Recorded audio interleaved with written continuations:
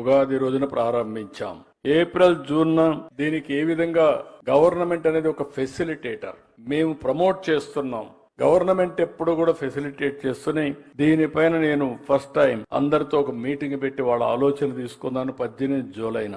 అదే మేరకు 27 జూలై అయితే నేను చాలా మంది డైస్పోరా ఎన్ఆర్ఐస్ అందరితో మాట్లాడాం. 7న ఆగస్టు మీరు చూస్తే సింగపూర్ లో కూడా ఈ విషయాన్ని చెప్పాను. మొన్నే 14 ఆగస్టున మీరు ఒకసారి చూస్తే గ్రామ సచివాలయంలో ఇవన్నీ కూడా లాంచ్ చేసి ఈ రోజు ఫస్ట్ టైం 19న చాలా క్లియర్ గా లాంచ్ చేశాం. ఇప్పటి నుంచి ప్రతి రోజు మానిటర్ చేస్తాం. 3 నెలలకు ఒకసారి ఎవాల్యుయేట్ చేస్తాం.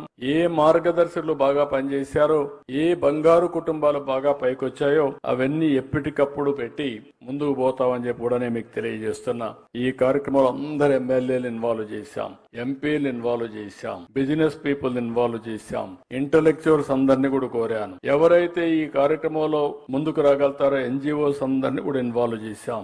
ఈ కార్యక్రమాలు చేసిన తర్వాత మీరు ఒకసారి చూస్తే చాలా మంచి ఫలితాలు వచ్చాయి. ఫలితాల్లో కూడా మీరు చూసినప్పుడు చాలా ఇప్పటి వరకు ఒక మంచి బంగారు కుటుంబాలు 98,000తో స్టార్ట్ అయింది. 13,40,697 బంగారు కుటుంబాలని అడాప్ట్ చేసుకునే పరిస్థితికి వచ్చారు. అది కూడా ఈ సమయంలో ఇప్పటికి మార్గదర్శకులు 13,479 నుంచి 1,41,977 మంది మార్గదర్శకులు ముందుకు వచ్చారు. అంటే 1,50,000 మంది దగ్గర 13.5 లక్షలు అడాప్ట్ చేసుకున్నారు. నా ఆలోచన 15 లక్షలు పెట్టుకున్నాం. దీంట్లో కూడా కొంతమంది బంగారు కుటుంబాలు ఏవైతే 21 లక్షల్లో ఐడెంటిఫై చేసుకోమన్నాం. అదే సమయంలో మార్గదర్శకులు కూడా కొంతమంది ఇంకా కొన్ని పేర్లు కూడా వాళ్ళు కూడా అడాప్ట్ చేసుకునే స్వేచ్ఛనిచ్చాం. మళ్లీ చెప్తున్నా, ఇది మానవతా దృక్పథంతో చేసే స్వచ్ఛంద కార్యక్రమం. మనసుండే వాళ్ళందరికీ ఒక వేదికగా దీన్ని పెట్టడం కోసం ముందుకు వచ్చాం. బలవంతం లేదు. ఒకవేళ బలవంతం చేస్తే ఒకసారి వచ్చి మళ్ళీ మీరు పారిపోతారు. కానీ ఒకసారి మీరు ఇన్వాల్వ్ అయిన తర్వాత మీరు చేయగలిగితే మాత్రం మీకు ఎక్కడా లేనటువంటి ఒక తృప్తిని ఇస్తుంది. ఈ రోజు మనం చాలా కార్యక్రమాలు చేస్తా ఉంటాం.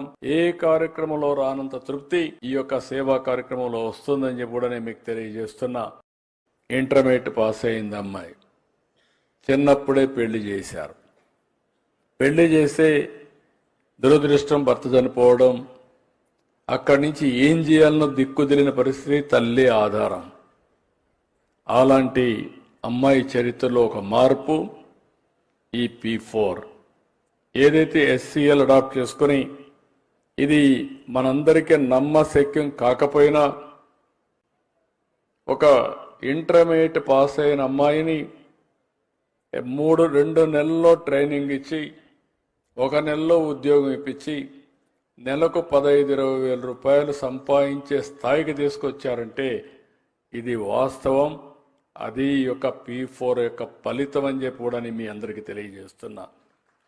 ఆ అమ్మాయికి శక్తి ఉంది, తెలివితేటలు ఉన్నాయి, నేను కూడా పైకి రావాలనే ఆలోచన ఉంది. కానీ ఆ ఆలోచనని ఆచరణలో పెట్టడానికి దారి తెలియదు. ఆ సమయంలో మనం ఇచ్చిన కార్యక్రమం వల్ల SCL ముందుకు రావడం, 2 నెలలు శిక్షణ ఇవ్వడం, అక్కడి నుంచి ఆ అమ్మాయిని ప్లేస్మెంట్ ఇవ్వడం, ఈరోజు 15,000 రూపాయలు సంపాదించడమే కాకుండా ఆ అమ్మాయి భవిష్యత్తులో నేను కూడా ఒక మార్గదర్శి కావాలి, ఈరోజు నేను బంగారు కుటుంబం, భవిష్యత్తులో నేను మార్గదర్శి కావాలనే సంకల్పంతో ముందుకు పోతుందంటే అది ఆ అమ్మాయికి ఉండే విశ్వాసం అని చెప్పి కూడా నేను మీకు తెలియజేస్తున్నా. ఒకరిద్దరు కాదు, సమాజంలో అందరికీ ఇలాంటి కోరికలు ఉన్నాయి. అలాంటి కోరికలు ఉన్నప్పుడు వాళ్ళని ఏ విధంగా పైకి తేవాలనో తేవాల్సిన అవసరం ఉంది.